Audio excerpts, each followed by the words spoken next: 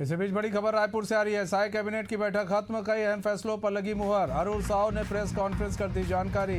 मुफ्त चना वितरण योजना पर मुहर। नवा रायपुर में ITES उद्योग स्थापना होगा।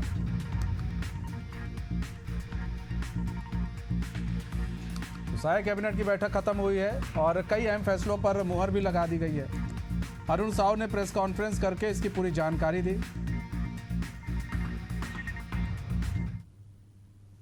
अंत्योदय और प्राथमिकता श्रेणी के परिवारों को सार्वजनिक वितरण प्रणाली के अंतर्गत हर माह वितरित किए जाने वाले 2 किलो चना की आवश्यकता नागरिक आपूर्ति निगम द्वारा NEML ऑक्शन प्लेटफॉर्म के माध्यम से खरीदी जाएगी। यह खरीदी वित्तीय वर्ष 2024-25 में स्वीकृत 0.25% या इससे कम ट्रांजैक्शन सर्विस चार्ज पर की जाएगी। इसके साथ ही मंत्रिपरिषद ने कहा है कि जुलाई 2025 से नवंबर 2025 तक जिन हितग्राहियों ने चना नहीं लिया है उन्हें पात्रता अनुसार चना दिसंबर 2005 तक वितरित कर दिया जाएगा। मंत्रिपरिषद ने एक और महत्वपूर्ण निर्णय छत्तीसगढ़ के आर्थिक विकास और रोजगार के दृष्टि से लिया है। उसके अंतर्गत नवा रायपुर में सूचना प्रौद्योगिकी IITS उद्योग की स्थापना को प्रोत्साहित करने के लिए 90 एकड़ भूमि के भूखंड को रियायती प्रीमियम दर पर आवंटित करने का निर्णय लिया गया है। इस फैसले का उद्देश्य IT क्षेत्र में निवेश को आकर्षित करना और औद्योगिक विकास को गति देना है।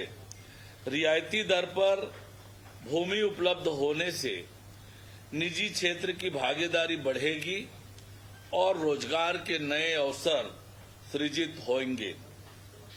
इस पहल से नवा रायपुर में न सिर्फ तकनीकी और आर्थिक गतिविधियों को बढ़ावा मिलेगा बल्कि यहां की बसाहट और शहरीकरण की प्रक्रिया को भी बल मिलेगा। IT कंपनियों की स्थापना से क्षेत्र में आधारभूत संरचना विकसित होगी जिससे स्थानीय निवासियों को प्रत्यक्ष व अप्रत्यक्ष लाभ मिलेगा। ये जो IT में जो सभी रियायती दरों पर दी जाएगी वो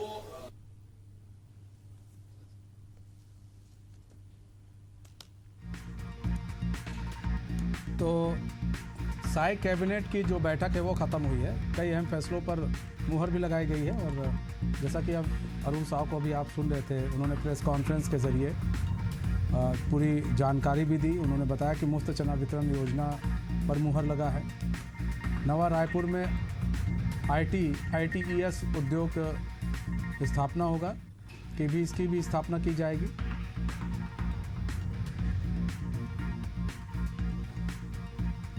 तो हमारे साथ नदीम, हमारे ब्यूरो हेड, लाइव जुड़ चुके हैं पूरी जानकारी के साथ। नदीम, बात की जाए CM साय की कैबिनेट बैठक खत्म हो चुकी है और ऐसे में किन किन अहम फैसलों पर मुहर लगी है?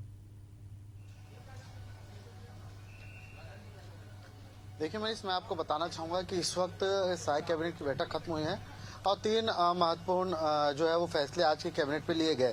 पहला तो ये निर्णय लिया गया है कि 2 किलो चना की जो मात्रा नागरिक आपूर्ति निगम है उसके द्वारा से NEML ऑक्शन के प्लेटफॉर्म माध्यम से खरीदी जाएगी और इसमें जिन लोगों को जुलाई 2025 से नवंबर 2025 तक चना नहीं मिला है उनको प्रति पात्रता अनुसार जो है चना दिसंबर 2025 तक वितरण करने का निर्णय लिया गया है। वहीं दूसरा आपको बताना चाहूंगा कि सूचना प्रौद्योगिकी के क्षेत्र में IITS उद्योग की स्थापना को प्रोत्साहित करने के लिए 90 एकड़ भूमि के रियायत रियायती दर में भूखंड देने का निर्णय लिया गया। इस फैसले के से कहीं ना कहीं आईटी के क्षेत्र में जो है आने वाले दिनों में बेहतर काम करने के उद्देश्य से जो है रियायत दिया गया है, क्योंकि आईटी के क्षेत्र में छत्तीसगढ़ में काफी काम हो रहा है, सरकार इस पर काम कर रही है। तो कहीं ना कहीं आईटी के सेक्टर को बढ़ावा देने के लिए इस पर जो है एक अहम निर्णय लिया गया है।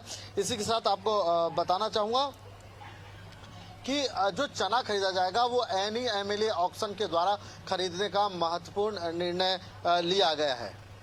अच्छा, यहाँ पर आईटी के क्षेत्र में काफ़ी महत्वपूर्ण निर्णय है ये, जो आईटी हब बनाने की कोशिश में अब शायद लगे हैं। सीएम की कोशिश है कि आईटी हब बनाया जाए, क्योंकि कई ऐसे युवा हैं जो कोर्स तो यहाँ करते हैं लेकिन जॉब कहीं बाहर करते हैं। तो ऐसे में आईटी के सेक्टर को कैसे बढ़ावा देंगे? क्या इसका कोई ब्लूप्रिंट तैयार किया गया है ताकि जो युवा है, जो यहाँ के युवा हैं, बाहर ना जाकर उनको यहीं पर नौकरी मिले?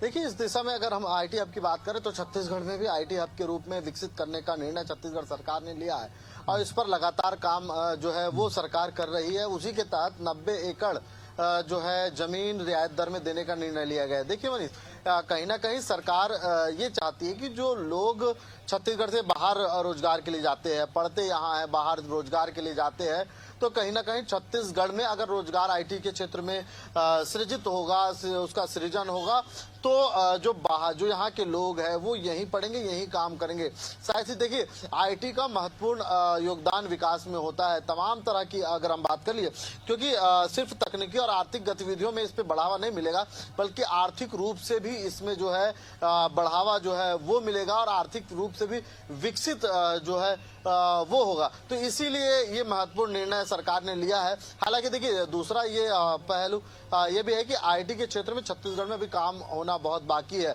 और सरकार इस दिशा में लगातार काम कर रही है और एक बड़ा निर्णय जो है रियायती दर में जमीन देने के साथ ही सेक्टर आईटी हब में बढ़ावा देने का ये निर्णय सरकार का कारगर साबित होगा। अच्छा, राज्य कर्मचारियों को 55% डीए भी मिलेगा क्या? इस दिशा में भी काम हो रहा है क्या? इस पर भी कोई मुहर लगी है? देखिए, इस पर अभी तक जो है कोई अभी हालांकि इस कैबिनेट पे कोई बात इस पर नहीं हुई है। सिर्फ जो है 2 महत्वपूर्ण निर्णय लिए गए। पहला तो चना जो जुलाई 2025 से लेकर के नवंबर 2025 तक जिनको नहीं मिला है उनको दिसंबर 2025 में चना वितरण किया जाएगा। इसकी जो खरीदी है वो उसकी खरीदी जो है नागरिक आपूर्ति निगम के द्वारा NEMLA ऑक्शन के तरफ से लेने का निर्णय लिया गया है, ताकि पारदर्शिता बनी रहे और उच्च कोटि का चना जो है ग्रामीण क्षेत्रों में जो है ये बांटा जाता है, खासकर बस्तर, जसपुर जैसे क्षेत्रों में ये दिया जाता है। तो जिनको चना नहीं मिला है अब उन्हें चना मिलेगा। और दूसरी चीज ये है कि आईटी हब की दिशा में भी काम कर रही है सरकार। शायद सरकार को लग रहा है कि अब आईटी हब बनाना चाहिए ताकि छत्तीसगढ़ को भी लोग आईटी हब के नाम से जाने। बहुत बहुत धन्यवाद नदीम, हमारे साथ जुड़ने के लिए और तमाम जानकारी साझा करने के लिए।